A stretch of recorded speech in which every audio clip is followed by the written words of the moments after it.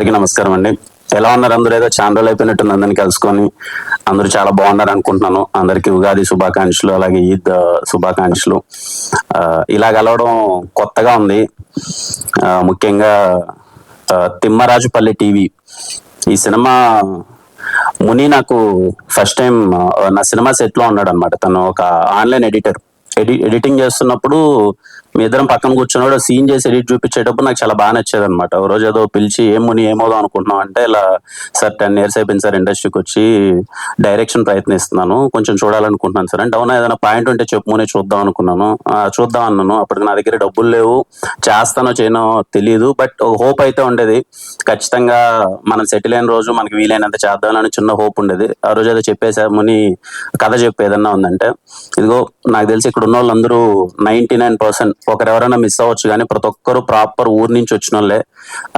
ముని నాకు first time కథ చెప్పగానే ఒక ఊర్లో, అంటే తిమ్మరాజుపల్లి టీవీ అంటే ఏం లేదండి, మీకు సింపుల్ గా చెప్పాలి. నేను చిన్నప్పుడు మా ఊర్లో ఉన్నప్పుడు మా ఊర్లో ఒకే ఒక టీవీ ఉండేది అనమాట. ఒకరింట్లోనే టీవీ ఉండేది.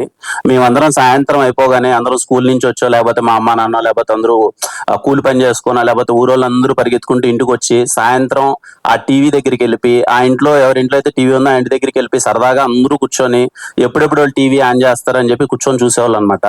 అలా ఒక ఊరికి ఒకే టీవీ ఉంటే ఆ టీవీకి ఎంత ఇంపార్టెన్స్ ఉంటుందో అలాంటి ఒక సంఘటన ముని ఊర్లో జరిగింది.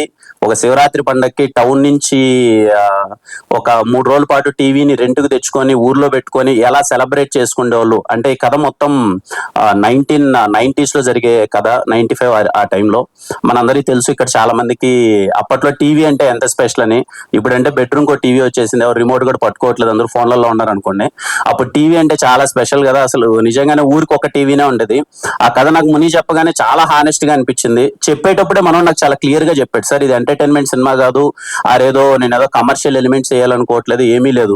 నేను కళ్ళకు చూసినట్టు మా ఊర్లో చూసిన, ఒక తిమ్మరాజుపల్లిలో చూసిన ఒక నిజంగా క్యారెక్టర్స్ మధ్య ఉన్న ఇన్నోసెన్స్ కానీ, డ్రామా కానీ, ఒక టీవీకి ఉన్న ప్రాధాన్యత కానీ, ఇది మొత్తం నేను చాలా క్రిస్టల్ క్లియర్ గా చెప్దాం అనుకున్నాను సార్ అన్నాడు. నాకు అది నచ్చిందండి. అంటే ఏదో కొన్ని సినిమాలు మనకి తెలిసిపోద్ది, అరే ఈ సినిమా ఎంటర్టైన్మెంట్ వేస్తున్నాము, ఇది కమర్షియల్ గా వర్కౌట్ అయిపోద్ది, ఇక్కడ డబ్బులు వచ్చేస్తుంది. ఇంకొన్ని సినిమాలు ఏంటి జోనర్ అని తెలిసిపోద్ది. ఇది మాత్రం హానెస్ట్ గా ఒక ప్యూర్ అటెంప్ట్ చేద్దాం. నాకున్న దాంట్లో ఈ సినిమా ఏమి పెద్ద బడ్జెట్స్ తో తీసింది కాదు, లేకపోతే పెద్ద పాయింట్ తో తీసింది కాదండి. నాకు వీలైనంత వెరీ స్మాల్ బడ్జెట్ లో, very thin line, very small point. ఒక సమ్మర్ లో మీరందరూ, నాకు తెలిసి సమ్మర్ వచ్చింది కదా, April 17th రిలీజ్ చేయడానికి కూడా కారణం ఏంటంటే వేసవి సెలవులు. మీరందరూ ఒకటైతే నేను కన్ఫామ్ గా చెప్పగలను, ఆ 2 గంటల పాటు మీరు ఊరికి వెళ్ళిపోయి ఆ ఊరోళ్ళ క్యారెక్టర్లు, ఆ ఊరోళ్ళ ఇన్నోసెన్స్, మేబీ ఈ జనరేషన్ కి టీవీ వాల్యూ తెలియకపోతే, ఓహో టీవీ కంటే ఇంత ఇంపార్టెన్స్ ఉండేదా, ఒక ఊరికి మొత్తం ఒక టీవీనే ఉంటే ఆ ఊరు మొత్తం పరిగెత్తుకుంటూ ఆ ఇంటి దగ్గర కూర్చునే వల్ల అనే చిన్న ఆ మూమెంట్స్ అన్ని చెప్తుంది. ఇంకా 90s వాళ్ళకైతే ఆ నాస్టాలజిక్ మూమెంట్స్ అన్ని గుర్తొస్తాయి. ఇంకా మీ అమ్మ నాన్న, అవ్వ తాత వాళ్ళ పెద్దలకైతే వాళ్ళందరినీ మీరు థియేటర్కి తీసుకెళ్ళండి. ఐఎమ్ షూర్ వాళ్ళందరూ చాలా హ్యాపీగా ఫీల్ అయిపోయి వాళ్ళ మెమరీస్ అన్ని మీకు చెప్తారు. అవునరా మనకు కూడా మన ఊర్లో వీళ్ళకి ఒక టీవీనే ఉండేది, మేమందరం పరిగెత్తుకుంటూ కూర్చునే వాళ్ళం, ఆడు చూసేవాళ్ళం అని చెప్పి. అలాంటి సినిమా తిమ్మరాజుపల్లి. April 17th వస్తుంది. ప్రాపర్ గా మీ ఫ్యామిలీ అందరితో కలిసి థియేటర్కి వెళ్ళండి. నేను ఒకటే చెప్తున్నాను, వెరీ హానెస్ట్ ఫిలిం. కొన్ని సినిమాలు ఉంటాయండి, నేను ఫస్ట్ తిమ్మరాజుపల్లి మనోడు చెప్పాడు, మొత్తం అంతా మన వాళ్ళు అందరూ కొత్త ఆర్టిస్టులు, పర్ఫార్మెన్స్ అందరూ నాకు ఆడిషన్స్ చేశారు, ఆడిషన్ టేప్ మొత్తం చూపించారు, అందరూ ఏంటి ఇంత బాగా చేస్తున్నారు పర్ఫార్మెన్స్ అనుకున్నాను. తిమ్మరాజుపల్లి సినిమా నేను చూసిన తర్వాత నాకు కలిగిన ఫీలింగ్ ఏంటంటే, కొన్నిసార్లు మనము అంటే ఈ రవీంద్ర భారతిలో కానీ ఎక్కడైనా నాటకాలు జరుగుతుంటాయి కదండి, మనం టికెట్ పెట్టుకొని వెళ్ళి చూద్దాము ఎలా చేశారు పర్ఫార్మెన్స్ అని చెప్పి. I request you all, Thimmarajupalli TV అనే సినిమాకి మీరు ఒక 150 రూపాయలు టికెట్ పెట్టుకొని వెళ్ళండి వీళ్ళ పర్ఫార్మెన్సెస్ చూడడానికి. నేను చెప్తున్నాను, మెస్మరైజ్ చేస్తారు ప్రతి ఒక్కరు. ఈ స్టేజ్ మీద ఉన్న ప్రతి ఒక్క ఆర్టిస్ట్ ఆ రోజు మీరు థియేటర్ లో కూర్చుంటే, ఏంటి ఇంత బాగా పర్ఫార్మ్ చేయగలరా, అరే ఇంత నేను చూసినప్పుడు నేను షాక్ ఫీల్ అయ్యానండి. అరే నేను చేయగలను ఇలా పర్ఫార్మెన్స్, నేను చేయలేనేమో, దీంట్లో చేసిన చాలా మంది పర్ఫార్మెన్స్ ఆ రోల్ నాకు ఇచ్చి నన్ను చేయమంటే నేను అంత బాగా యాక్టింగ్ చేయలేనేమో, అంత బాగా చేశారు యాక్టింగ్ అంతా. I'm so proud of them. నేనేదో చేశానని కాదండి, ఏదో నాకు వీలైనంత ఏదో చిన్నదేదో స్టార్ట్ చేశాను, కానీ వీళ్ళందరి సపోర్ట్ వల్ల ఈరోజు తిమ్మరాజుపల్లి టీవీ సినిమా కంప్లీట్ అయిపోయింది. ఇక్కడున్న ప్రతి ఒక్కరు, ఆర్టిస్ట్ దగ్గర నుంచి టెక్నీషియన్స్ దగ్గర నుంచి ప్రతి ఒక్కరు, వాళ్ళు తిరిగి ప్రొడక్షన్ కి సపోర్ట్ చేశారు. అసలు కంఫర్ట్స్ అన్ని మర్చిపోయి ఆ ఊర్లో ఊర్లోకి వెళ్ళిపోయి నిజంగా ఊరోల్లా ఉండి మేము ఏ క్యారవాన్ ప్రొవైడ్ చేయలేదు, ముందే చెప్పాం మన దగ్గర ఉన్న బడ్జెట్స్ లో క్యారవాన్లు అవన్నీ అవ్వమని. వాళ్ళు ఊర్లోనే ఉండి ఒక ఇల్లు తీసుకొని అక్కడే మొత్తం పర్టికులర్ గా అమ్మాయిలందరికీ థ్యాంక్ యూ సో మచ్. మీరు మీ కంఫర్ట్స్ అన్ని వదిలేసి అంత బాగా ఉన్నందుకు. అలాగే టెక్నీషియన్స్, ముందుగా వంశీ గురించి మాట్లాడాలి. వీడు ఎక్కడ తమ్ముడు వంశీ అన్న, నేను చాలా హానెస్ట్ గా చెప్తున్నానన్న, ఈ కుర్రోడు దొరకడన్నా. చిత్త చిత్త కొట్టేశాడు.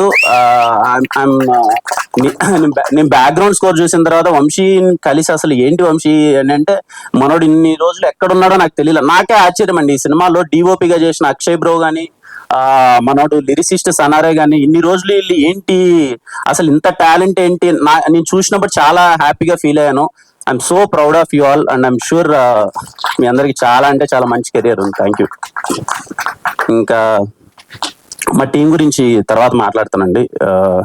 ముని, నీకు చాలా మంచి జరగాలి ముని. మనోడు అన్నట్టే చాలా నిజంగా పాపము ఎప్పుడు ఆఫీస్లోనే ఉంటాడు, ఏ పండగ జరిగినా ఇంటికి వెళ్ళడు. ఏముంది మని వెళ్ళేసిరా, లైఫ్లో సక్సెస్లు ఫెయిల్యూర్లు వస్తాయి, సరే కొడతాంలే నిదానంగా కొడతాంలే అని చెప్పి ఊరికి వెళ్ళవా, అమ్మని కలవా, అది ఇది అంటే, లేదు సార్ ఇంట్లో పరిస్థితి కాదు నేను వెళ్ళనని చెప్పి సినిమా రిలీజ్ అయ్యేంత వరకు ఇంటికి వెళ్ళనని కూర్చున్నాడు. అది నాకు పెద్ద ప్రెషర్ అయిపోయింది, ఎప్పుడు రిలీజ్ అయ్యలేదు సినిమానని. ఖచ్చితంగా సినిమా రిలీజ్ అయ్యి నీకు మంచి పేరు రావాలి, ఫ్యామిలీ బాగుండాలి హ్యాపీగా. మీ అందరికీ థ్యాంక్ యూ అన్న, చాలా ఓపిక్గా ఉన్నారు. సారీ మీ టైం ఏదన్నా చిన్న కిల్ అయింటే, ఎందుకంటే కొత్త వాళ్ళందరూ వాళ్ళు ఏదో మాట్లాడాలని ఉంటారు కదా, తలా 1 minute టైం తీసుకున్నారు. థ్యాంక్ యూ సో మచ్ ఇంత పేషెంట్గా ఉన్నందుకు. ఇంక మిగిలిన అందరి గురించి మళ్ళీ మాట్లాడతాను. ఈ సినిమాను ప్రొడ్యూస్ చేసిన తేజ బ్రో గురించి మాట్లాడాలి. He's my friend. తనకి ఇలా ఒకటి చేస్తున్నాం అనగానే నేను పార్ట్ అవ్వాలను అన్నాడు. తను యుఎస్ లో ఉంటాడు. ఖచ్చితంగా he'll be proud of it. ఒక మంచి సినిమా తను పార్ట్ అయినందుకు. అలాగే సాయి, ఇందాక సాయిది మాది నా ఫస్ట్ సినిమా లాక్డౌన్ లో ఏదో అలా ఒక రోజు మనోడు చెప్తుంటే ఇప్పుడు గుర్తొస్తుంది నాకు. ఒక రోజు చిన్నగా అలా వాకింగ్కి వెళ్తున్నప్పుడు ఏమవుదాం అనుకుంటున్నావు సాయి అంటే, నా ఆర్టిస్ట్ అవుదాం అనుకుంటున్నాను. అప్పటికేదో చిన్న షార్ట్ ఫిలిం చేశాడు మనోడు, కెమెరా అసిస్టెంట్ గా అది ఇది ఉండేవాడు. ఇంకా సరే ప్రొడక్షన్ లో ఏదో మనకు వీలైన బడ్జెట్ లో ఏదో చేద్దామని చిన్న ప్రయత్నం అయినప్పుడు అంతా సినిమా అంతా అయిపోయింది. హీరోగా ఎవరిని పెడదామని థాట్ వచ్చినప్పుడు మా వాళ్ళందరూ ఉంటారు కదా, ఇంకా బిజినెస్ కానీ అది కానీ, వీళ్ళని పెడితే అది అవుతామో వీళ్ళని పెడితే అది అవుతుందేమో అని. నేను ఫస్ట్ ఒకటే అనుకున్నాను, నాకు తెలుసు ఆ ప్రెజర్, అంటే ఫస్ట్ సినిమా ఆపర్చునిటీ ప్రెజర్ నాకు తెలుసు. అందుకే వీలైనంత వరకు నా సినిమాలు ఎక్కడే కానీ కమర్షియల్ ఆస్పెక్ట్కి వెళ్లకుండా ఇన్ని రోజుల నుంచి, అంటే ఒక అబ్బాయి ఒక కెమెరా అసిస్టెంట్ గా ఎంత తపన పడుతున్నాడు, తనకి యాక్టింగ్ ఇంట్రెస్ట్ కానీ ఫినాన్షియల్ ప్రెజర్ వల్ల రోల్ చేసుకుంటున్నాడు అని చెప్పి ఎవరో ఎందుకు మన సాయినే హీరోగా పెట్టి చేద్దాం, సాయినే హీరోగా పెట్టాను తిమ్మరాజుపల్లి టీవీలో. అంటే నా ఉద్దేశం ఏంటంటే అండి, ఏదో మనం ఏదో చేసేస్తున్నాం అన్నీ ఏం లేదు, కానీ నాకు వీలైనంత హోప్, నాకున్నంతలో నాకు వీలైనంత హోప్. నేను అన్ని సినిమాలకు వెళ్తుంటాను కదా, చాలా సెట్స్ లో చూస్తూ ఉంటాను. నేను షార్ట్ ఫిల్మ్స్ చేసేటప్పుడు చాలా సందర్భాల్లో అనుకున్నాను, ఈ అబ్బాయి ఎక్కడ ప్రదీప్ ఎడి, ఈ అబ్బాయి నేను షార్ట్ ఫిల్మ్స్ చేసేటప్పుడే 2016, 2017 ఈ అబ్బాయి పర్ఫార్మెన్స్ చూసి నేను చాలా షార్ట్ ఫిల్మ్స్ లో, నేను యాక్ట్ చేద్దాం అనుకున్న షార్ట్ ఫిల్మ్స్ లో ఈ అబ్బాయి ఆల్రెడీ హీరోగా ఉండేవాడు. నేను వెళ్ళి అడిగేవాడిని, అన్న నాకు ఇవ్వచ్చు కదా ఆపర్చునిటీ అంటే, ఈ అబ్బాయి చేసే పర్ఫార్మెన్స్ నువ్వు చేయలేవు అని చెప్పాను. వాళ్ళు నిజంగా ఇతను చేసే పర్ఫార్మెన్స్ నేను చేయలేనండి. అంటే షార్ట్ ఫిలిమ్స్ లో తన పర్ఫార్మెన్స్ నేను చూసి ఏంటి చిత్త కొట్టేస్తున్నాడు ఏంటి ప్రదీప్ అని, ఎందుకు ఇన్ని రోజులు ఈ అబ్బాయికి అవకాశం రాలేదన్న విషయం నాకు తెలియదు. నాకు అర్థమైనంతలో చిన్న విషయం ఏంటంటే, నేను చాలా సార్లు షార్ట్ ఫిలిమ్స్ అన్ని అయిపోయేటప్పుడు నేను చాలా సందర్భాల్లో చెప్పాను, కృష్ణానగర్ లో ఉండి మేము వచ్చినప్పుడు షార్ట్ ఫిలిమ్స్ లో హీరోలు ఒక 50-60 మంది హీరోలు ఉండేవాళ్ళు. ఎక్కడ చూసినా సరే ఎవరు నువ్వు అంటే హీరో అనేవాళ్ళు, ఎవరంటే షార్ట్ ఫిల్మ్ హీరో. అలా నేను ఒక్కరిని, అందరం ప్రయత్నించే వాళ్ళం, కానీ తిరిగి చూస్తే ఒకరు ఇద్దరు కూడా లేరు, అందరూ వెనకాల వెళ్ళిపోయారు. అదే అండి చిన్నది, భయానికి ధైర్యానికి చిన్న ఒక థ్రెడ్ ఉంటది కదా. నాకు ఐ రిక్వెస్ట్ ఎవ్రీవన్, నేను చాలా సందర్భాల్లో చెప్తుంటాను, అది లైట్ మ్యాన్ అవ్వచ్చు, కెమెరామ్యాన్ అసిస్టెంట్ అవ్వచ్చు, లేకపోతే మీడియా నుంచి అవ్వచ్చు, ఎనీ క్రాఫ్ట్, మీరు భయానికి ధైర్యానికి చిన్న థ్రెడ్ ఉంటది కదండి. ఎవరైనా హీరో అవ్వాలనుకున్నా సరే, టాప్ డైరెక్టర్ అవ్వాలనుకున్నా సరే, ఆ భయాన్ని వదిలేసి ధైర్యానికి ఒక అడిగేయండి, అందరూ అయిపోతారు. ఆ చిన్న హోప్ ఏదో నాకు వీలైనంత ఇవ్వాలేనండి. ఈరోజు సాయి హీరో అయ్యాడు. ఈరోజు నేను ఇంకా నెక్స్ట్ సినిమా ఈ ఇయర్ లో ఇంకో 2 సినిమాలు అవుతున్నాయి. ఆ సినిమా ద్వారా ఒక 20 మంది హీరోలు బయటకు వస్తారు. బికాజ్ క్రికెట్ బ్యాక్ డ్రాప్ కాబట్టి అందరూ ఇంపార్టెంట్ క్యారెక్టర్స్. వీలైనంత అందరినీ కొత్త వాళ్ళని ఆడిషన్ చేస్తున్నారు. అదేదో పెద్దగా ఏదో చేస్తున్నా అన్న ఉద్దేశం కాదని చిన్న హోప్, ఎవరు ఏదో అవ్వాలనుకున్న అవ్వచ్చు అన్న ఒక చిన్న హోప్. ఎందుకంటే చాలా సెట్స్ లోకి వెళ్ళినప్పుడు చూస్తుంటాను, ఎక్కడో లైట్ బాయ్ అని ఉంటాడు, లేకపోతే ఎక్కడో ఏదో అమలాపురం పాలకొల నుంచి ఒక ఊరు నుంచి వచ్చేసి ఉంటాడు. ఏం చేస్తున్నావు తమ్ముడు అంటే, అన్న సెట్ అసిస్టెంట్ గా ఉన్నాను అంటాడు. కానీ తన కోరిక ఏంటి అంటే 2 నిమిషాలు పక్కన కూర్చొని మాట్లాడితే తన కోరిక ఏంటి అన్న ఆర్టిస్ట్ అవుదామని వచ్చానన్న అంటాడు. కానీ అక్కడ చూస్తే సెట్ అసిస్టెంట్ గా. అలాంటి అబ్బాయికి కూడా హోప్ రావాలి, అరే నేను హీరోని అవ్వచ్చు. ఇక్కడ హీరోని అవ్వాలంటే పెద్ద ఏం లేదు.